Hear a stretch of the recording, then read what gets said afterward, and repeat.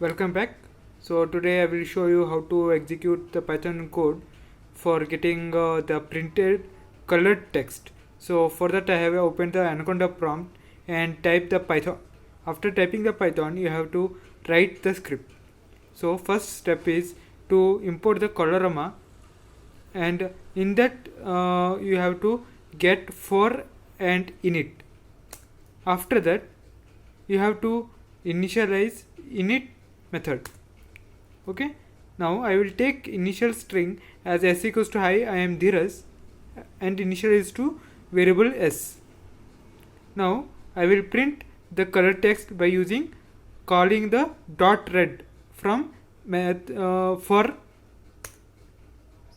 if I want blue, if I want green, if I want cyan color, if I want white. Thank you.